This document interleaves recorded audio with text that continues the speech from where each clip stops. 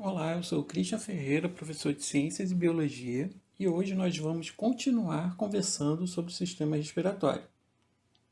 Na aula anterior, nós vimos os componentes do sistema respiratório, vimos que o ar passa pelas fossas nasais, passa pela faringe, laringe, traqueia, brônquios, bronquíolos e alvéolos pulmonares. E nesta aula, nós vamos ver como ocorre o transporte de gases e o processo de homeostase do pH. As principais funções do sistema respiratório são fazer com que o oxigênio entre no sistema e atravesse os tecidos lenta e continuamente e se distribua por todo o organismo através da corrente sanguínea. E a outra função é retirar do sistema o gás carbônico, que é um resíduo do metabolismo celular. A célula realiza o processo de respiração celular utilizando glicose e o oxigênio como reagentes e gerando água, gás carbônico e energia, que é armazenada nas ligações entre os fosfatos na molécula de ATP.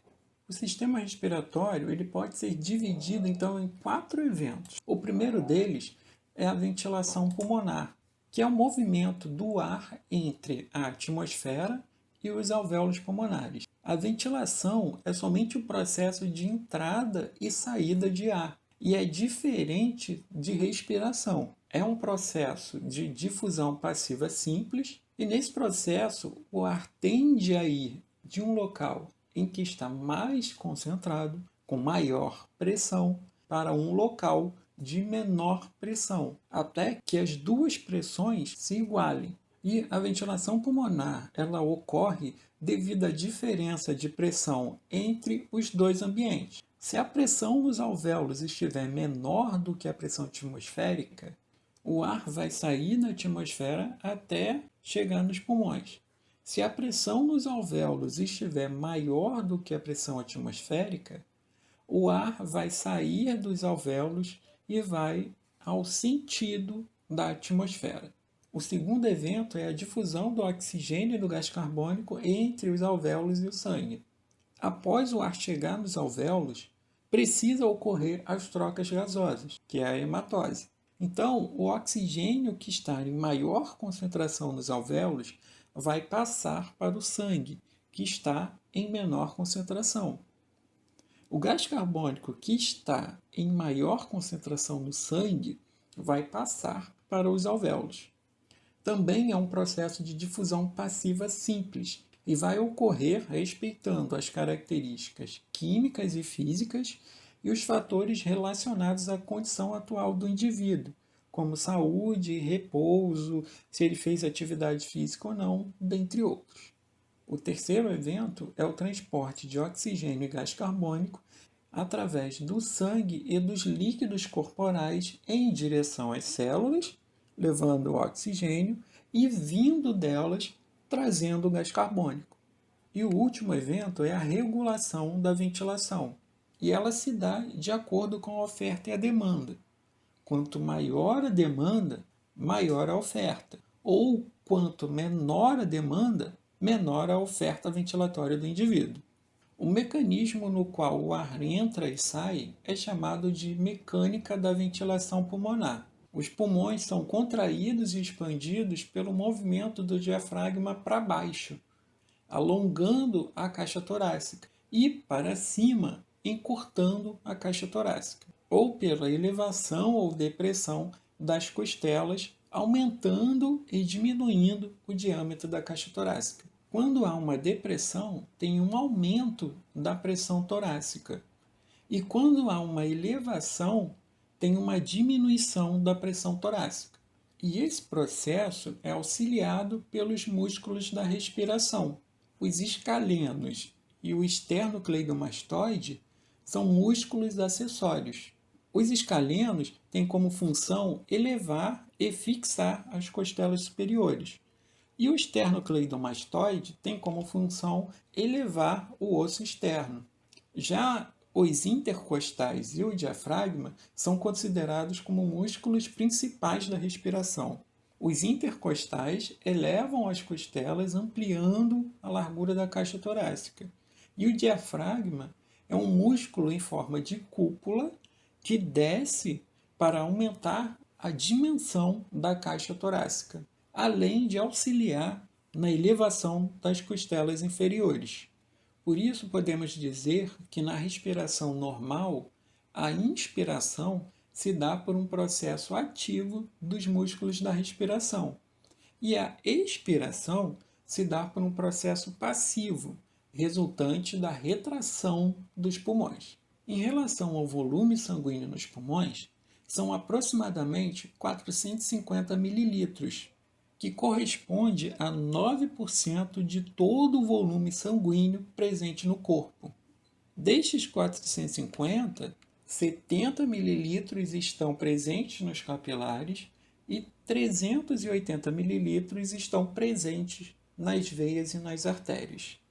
O transporte de gases no sangue ocorre por diferentes formas. Em relação ao oxigênio, ele pode ser transportado dissolvido no plasma, o que ocorre com um percentual de 1,5, o que é muito baixo em comparação a outra forma de transporte, que é ligada à hemoglobina, que ocorre com um percentual de 98,5. A hemoglobina está presente nos glóbulos vermelhos, também são chamados de hemácias ou eritrócitos, e a capacidade da hemoglobina se ligar ao oxigênio ou ao gás carbônico depende de uma unidade não peptídica chamada grupo M. Em relação ao gás carbônico, 23% é transportado ligado à hemoglobina, 7% é transportado dissolvido no plasma e 70% na forma de íons bicarbonato. Vamos ver no esquema. Então, na parte superior corresponde aos alvéolos pulmonares e essa parte inferior está representado um capilar alveolar. O gás oxigênio, ao sair dos alvéolos e entrar no capilar sanguíneo, ele vai se combinar com a hemoglobina, gerando dois produtos, a oxihemoglobina e um íon hidrogênio, ou também chamado de próton, que é esse H+. Ou, em menor quantidade, o oxigênio é transportado para o capilar e fica dissolvido no plasma. Já o gás carbônico, ele chega ligado à hemoglobina, que recebe o nome de carbaminohemoglobina, a qual vai liberar o gás carbônico e este vai passar para os alvéolos pulmonares. Como a maior parte do gás carbônico está na forma de íon bicarbonato, ele vai se ligar a um próton para formar o ácido carbônico, o qual será decomposto lentamente em água e gás carbônico. Por isso a porcentagem dele no plasma é baixa. E esse gás carbônico ele passará para os alvéolos. E a última forma de transporte do gás carbônico é na forma de íon bicarbonato no interior das hemácias. O processo é o mesmo que ocorre no plasma. Porém, as hemácias possuem uma enzima chamada anidrase carbônica, que acelera o processo de decomposição do ácido carbônico. A homeostase do pH, que significa potencial hidrogênio iônico, ou também chamado de homeostase ácido-base, está relacionada ao equilíbrio adequado entre ácidos e bases. Pegando como exemplo a reação que acabamos de ver, quando é gerado o ácido carbônico, ocorre então uma reação de dissociação, formando um próton e um íon bicarbonato, que é uma base. E quando há aumento de bicarbonato, a reação química é deslocada para a esquerda, para formar o ácido carbônico. Assim, não se tem um aumento brusco nem de ácido nem de base. E este processo de regulação é chamado de tampão. Então, um tampão é um mecanismo que evita variações bruscas do pH. O pH do nosso sangue está em torno de 7,4. Ele é ligeiramente básico ou alcalino. E o sistema tampão, independente se o sangue é venoso ou arterial, mantém o pH sanguíneo entre 7,35 e 7,45. No caso, uma variação de 0,05 para mais ou para menos. Se o pH ultrapassar o valor de 7,45, já é considerado um processo de alcalose, E se o pH ficar abaixo de 7,35, já é considerado um processo de acidose. O problema é que, se o pH ficar menor do que 6,85 ou maior do que 7,95, as células vão começar a morrer. Algumas proteínas vão perder sua conformação, algumas enzimas serão inativadas, por isso esse processo de homeostase é tão importante e ele é regulado por 3 fatores. O primeiro é o sistema tampão, que tem uma ação imediata no equilíbrio ácido-base. A regulação é via liberação ou captação de próton e ele atua via tampão de bicarbonato, hemoglobina, tampão fosfato ou pela ação de algumas proteínas. O segundo fator de regulação é a regulação renal, que demora horas ou dias para atuar no equilíbrio ácido-base. A regulação do pH é via íon bicarbonato e a atuação é através da reabsorção ou não de bicarbonato ou pela excreção ou não de prótons. E o terceiro fator é a regulação respiratória, que atua em minutos no equilíbrio ácido-base.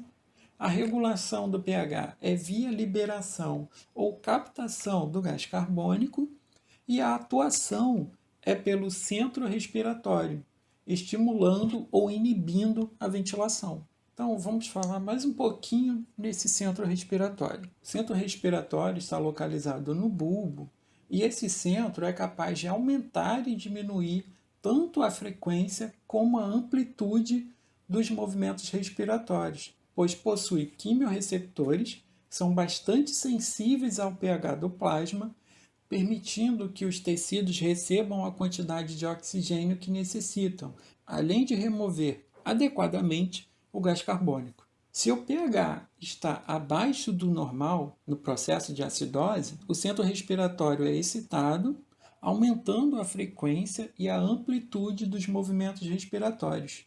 O aumento da ventilação pulmonar permite uma maior eliminação de gás carbônico, o que eleva o pH do plasma ao seu valor normal. Caso o pH do plasma esteja acima do normal, no processo de alcalose, o centro respiratório é deprimido, diminuindo a frequência e a amplitude dos movimentos respiratórios. Com a diminuição na ventilação pulmonar, a retenção de gás carbônico e maior produção de íons hidrogênio, o que gera uma queda no pH plasmático até seus valores normais. Então, vamos exercitar? A questão é a seguinte: se em determinada situação um homem sofre um afogamento que o leva a um quadro de asfixia, o que acontecerá à concentração de gás carbônico no sangue desse homem e seu ritmo respiratório? Letra A. A concentração de gás carbônico diminuirá e o bulbo, consequentemente, promoverá o aumento do ritmo respiratório. B. A concentração de gás carbônico aumentará e o bulbo, consequentemente, promoverá a diminuição do ritmo respiratório. C. A concentração de gás carbônico ficará estável e o bulbo, consequentemente, promoverá a diminuição do ritmo respiratório. E D.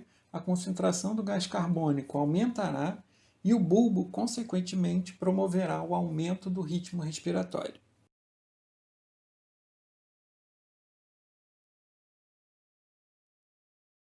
Vamos resolver? Então, em um afogamento, os pulmões se enchem de ar, portanto, não ocorrerá hematose. Os níveis de gás carbônico irão aumentar e o centro respiratório localizado no bulbo receberá sinais dos quimiorreceptores e aumentarão o ritmo respiratório. Então, a letra D está correta. Obrigado por assistir a aula até o final e, se gostou, siga, curta, comente e compartilhe esse vídeo. E se você não está inscrito aqui no canal, inscreva-se para receber notificações de novos vídeos e, se quiser, baixe os slides desta aula em PDF através do link que está na descrição desse vídeo. Tchau, tchau e até a próxima aula.